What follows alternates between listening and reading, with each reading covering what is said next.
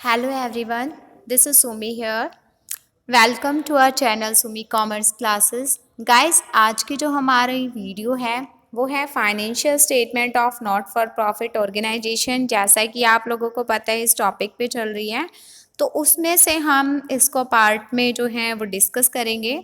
तो आज की जो हमारी वीडियो है, जो क्लिप है, उसका जो टॉपिक है वो आपका है receipt and payment account. Receipt and payment account क्या होता है? रिसिप्ट एंड पेमेंट अकाउंट इसको कहा जाता है प्राप्ति एवं भुगतान खाता। ये खाता रोकड़ बही यानी कि जो कैश बुक होती है उसका एक संक्षिप्त सारांश होता है। इसका प्रयोग क्लब है, समिति है, उनके द्वारा किया जाता है। ये वास्तविक खाता होता है, यानी कि इसका जो नेचर होता है वो रियल अकाउंट का होता है। Debit what comes in, credit what goes out. इसके डेबिट साइड में क्या होती हैं? प्राप्तियां होती हैं, और इसके क्रेडिट साइड में सारे के सारे भुगतान यानी कि पेमेंट्स को लिखा जाता है। प्राप्ति एवं भुगतान खाता यह एक नकद एवं बैंक बैलेंस से स्टार्ट होता है।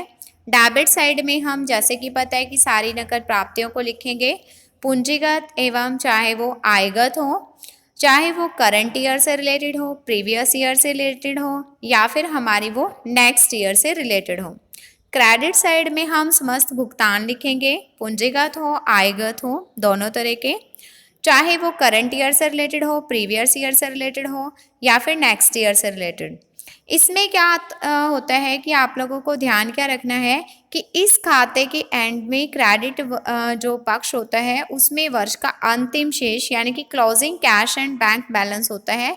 यदि अंतिम शेष बैंक ओवरड्राफ्ट है तो इसे डेबिट में लिखा जाता है। ये खाता आय व्यय की तुलना नहीं करता, बल्कि वर्ष के अंत में कैश एंड बैंक बैलेंस को दिखाता है। तो ये हमारा प्राप्ति भुगतान खाता होता है। अब इसका फॉर्मेट देख लीजिए। इसके जो रिसिप्ट साइड होते हैं यानी कि प्राप्ति, सबसे पहले वो शुरुआत उसकी होती है to balance BD, cash in hand जो भी हमारे पास होता है, कैश बैंक में होता है। उसके बाद इसमें आता है टू एनुअल सब्सक्रिप्शन, जो साल के में हमें जो सब्सक्रिप्शन मिलता है यानी कि जो चंदा होता है। इसके अलावा टू लाइफ मेंबरशिप फीस, वो इसके डेबिट में लिखी जाती है। एंट्रेंस फीस यानी कि जो भी हमारी संस्था होती है कोई भी, जिसमें मतलब क्या होता है कि जो पार्टनर्स होते हैं आते रहते हैं, तो पार्टनर की एंटर करने के लिए एंट्रेंस फीस होती है। इसके बारे में भी ना एक मतलब कन्फ्यूज़न होती है कि एंट्रेंस फीस एक ही बार ली जाती है या फिर जो क्लब के सदस्य बनते हैं उनसे बार बार ली जाती है। तो वो हम पहले डिस्कस कर चुके हैं एंट्रेंस फीस के बारे में।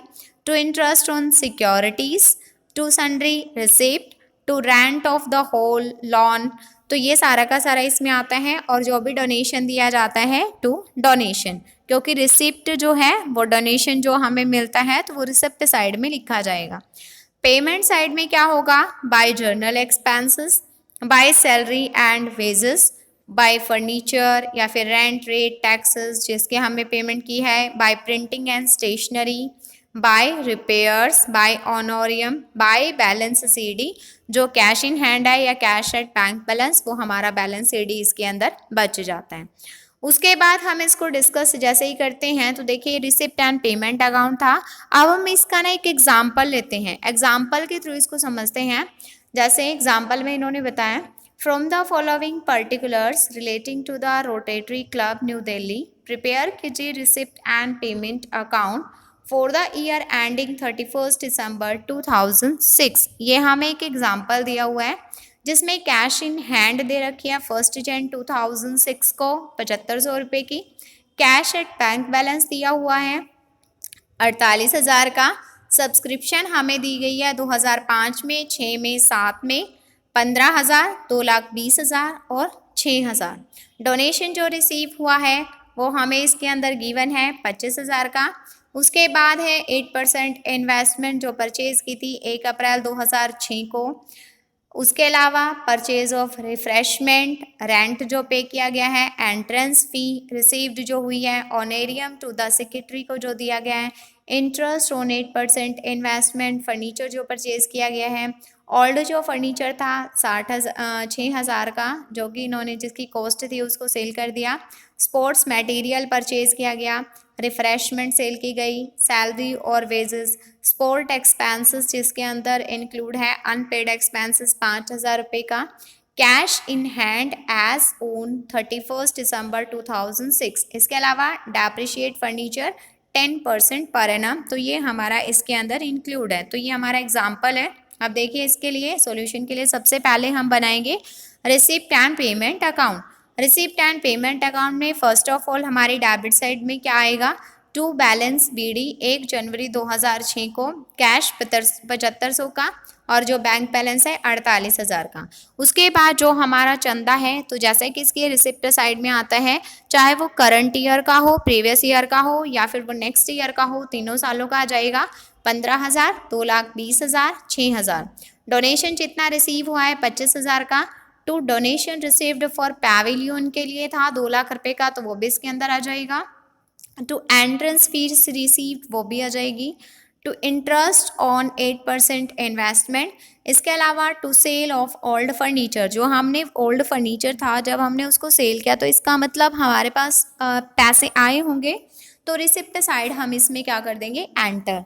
टू सेल ऑफ रिफ्रेशमेंट, तो इस तरह से हमारी जो रिसिप्ट साइड है उसका टोटल आ जाता है 5,82,500।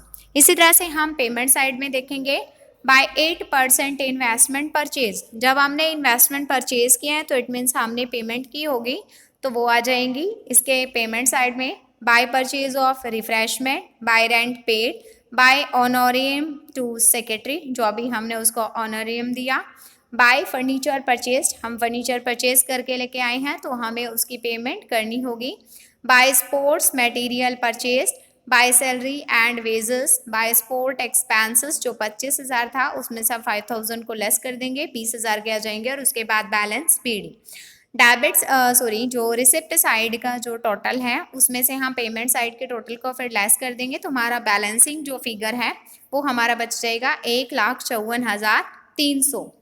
उसके बाद एक चीज़ जो हमें इसमें ध्यान रखनी है कि प्राप्ति एवं भुगतान खाते में वास्तविक रूप से जो चुकाई गई राशि है उसका लेखांकन किया जाता है, चाहे वो करंट ईयर से रिलेटेड हो, प्रीवियस ईयर से रिलेटेड हो या फिर नेक्स्ट ईयर से।